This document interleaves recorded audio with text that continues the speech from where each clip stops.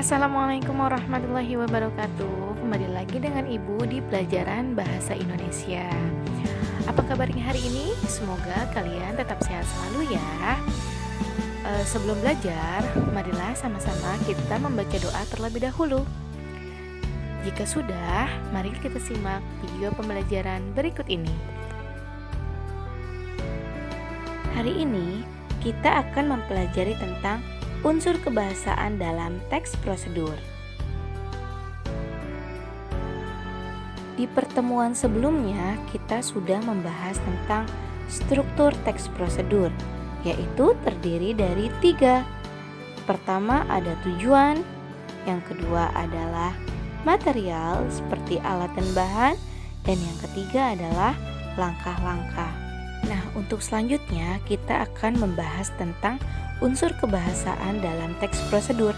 Apa saja sih unsur-unsurnya? Nah, yang pertama adalah kalimat perintah, yang kedua adalah kalimat saran, yang ketiga adalah kalimat larangan, yang keempat adalah konjungsi temporal, dan yang kelima yaitu kalimat majemuk. Kita akan bahas satu persatu dari unsur kebahasaan tersebut.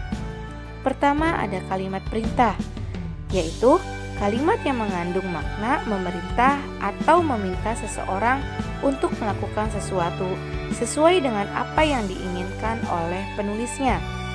Kalimat perintah dibedakan menjadi 2, ada kalimat perintah biasa dan ada kalimat perintah ajakan.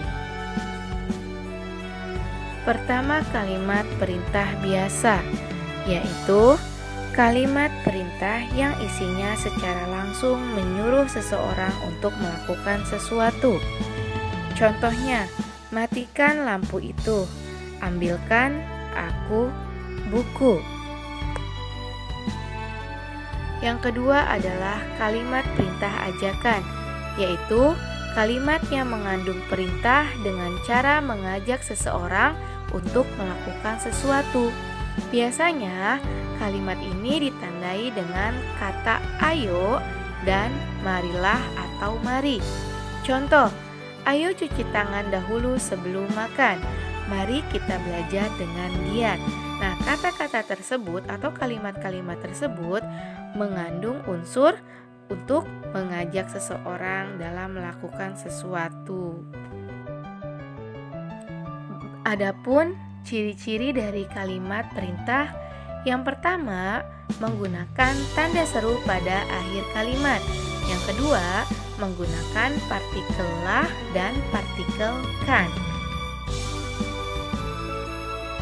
Kalimat yang kedua yaitu kalimat saran. Kalimat saran adalah kalimat yang berisi saran untuk seseorang dalam menyelesaikan suatu permasalahan yang terjadi.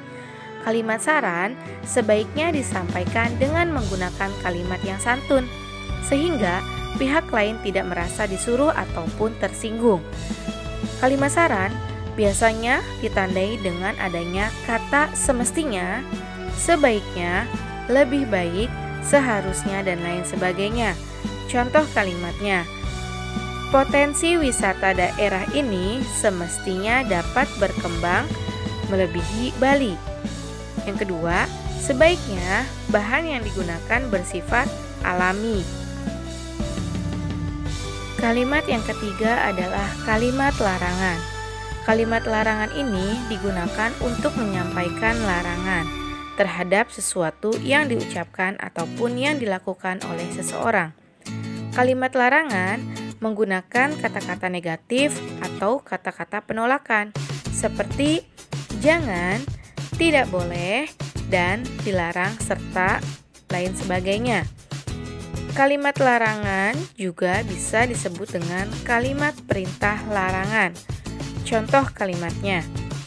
Pertama, jangan makan sambil berdiri. Yang kedua, kamu tidak boleh mengganggu temanmu. Nah, pada kalimat tersebut terdapat kata larangan, yaitu kata jangan dan tidak boleh. Selanjutnya adalah konjungsi temporal, yaitu kata hubung yang menyatakan waktu. Konjungsi ini ditandai dengan kata-kata seperti mula-mula, setelah, lalu, Kemudian setelah itu yang pertama, kedua, dan lain sebagainya. Contohnya yaitu pertama, panaskan air hingga mendidih. Kemudian masukkan mie instan. Setelah itu, tuangkan bumbu ke dalam mangkuk. Nah, terdapat kata yang digarisbawahi seperti pertama, kemudian, setelah itu. Nah, itu semua merupakan konjungsi temporal. Yang kelima adalah kalimat majemuk. Kalimat majemuk ini adalah kalimat yang mempunyai dua pola kalimat atau lebih.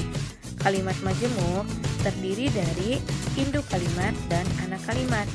Cara membedakan anak kalimat dan induk kalimat yaitu dengan melihat letak konjungsi. Jika induk kalimat itu tidak membutuhkan konjungsi di dalamnya, tetapi jika anak kalimat itu membutuhkan konjungsi di dalamnya. Ya, jadi perbedaannya antara induk kalimat dengan anak kalimat itu jelas.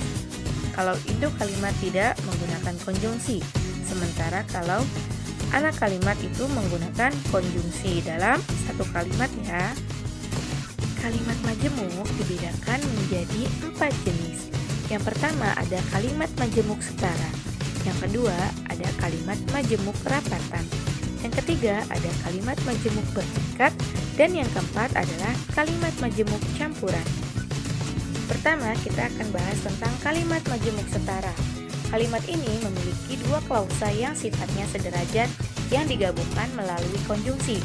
Artinya, kedua klausa itu bersifat koordinatif, sehingga masing-masing dapat berdiri menjadi kalimat sendiri apabila konjungsinya dilepaskan. Nah, kalimat majemuk setara ini memiliki konjungsi penggabungan atau penjumlahan, yaitu konjungsi dan. Kemudian konjungsi bahkan ya, atau konjungsi pemilihan yaitu atau, dan konjungsi berlawanan yaitu sedangkan, serta konjungsi urutan waktu yaitu kemudian, lalu, lantas, dan lain sebagainya. Perhatikan contoh berikut. Ada klausa 1 yaitu kakak bertanding sepak bola. Klausa 2, adik menonton di pinggir lapangan. Nah, jika digabungkan itu akan menjadi kalimat majemuk setara, yaitu kakak bertanding sepak bola, sementara adik menonton di pinggir lapangan. Menggunakan konjungsi apakah ini? Yaitu menggunakan konjungsi sementara. Yang kedua adalah kalimat majemuk rapatan.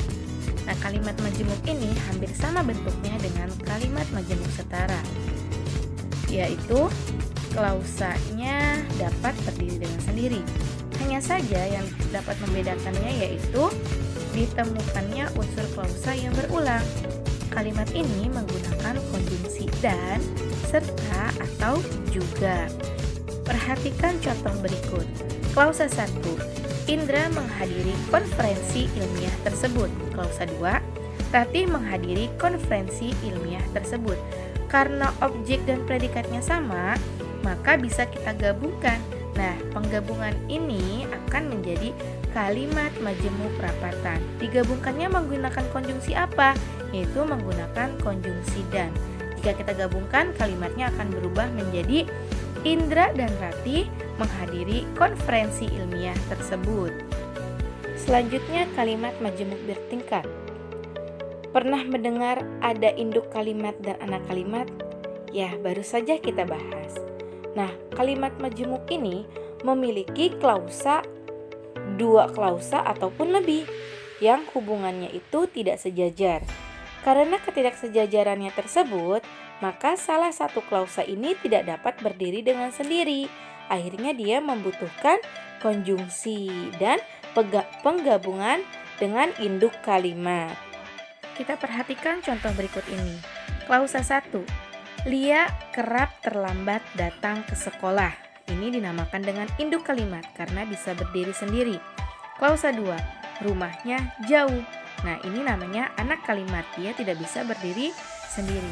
Kita akan gabungkan kedua kalimat tersebut agar menjadi kalimat majemuk bertingkat, yaitu Lia kerap terlambat datang ke sekolah karena rumahnya jauh. Menggunakan konjungsi apakah untuk penggabungan kalimat tersebut? Ya, yaitu menggunakan konjungsi karena atau dinamakan dengan konjungsi sebab akibat. Dan yang keempat adalah kalimat majemuk campuran.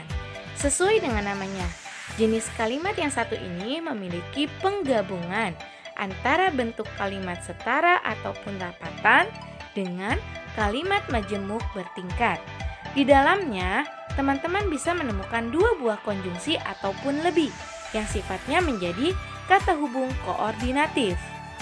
Seperti contoh berikut. Klausa 1, aku bermain basket di lapangan terbuka. Klausa 2, Rai bermain basket di lapangan terbuka. Klausa 3, Anto bermain basket di lapangan terbuka. Klausa 4, hujan. Nah, klausa 1 sampai 3 merupakan induk kalimat yang dapat digabungkan menjadi kalimat majemuk rapatan. Sebab mereka memiliki predikat, objek, dan keterangan yang sama. Sementara itu, hujan ini merupakan klausa yang tidak sempurna. Oleh karena itu, menjadi anak kalimat. Nah, jika kita gabungkan kalimatnya akan menjadi aku, Rai, dan Anto bermain basket di lapangan terbuka meskipun hujan. Pada gabungan kalimat tersebut terdapat dua konjungsi, yaitu dan meskipun. Oleh sebab itu, kalimat ini dikatakan sebagai kalimat majemuk campuran. Oke, cukup materi kita untuk hari ini. Ibu harap dapat kalian pahami dan dapat kalian mengerti. Untuk tugasnya, buatlah kalimat majemuk setara, rapatan, bertingkat, dan campuran. Masing-masing kalian buat 2 kalimat.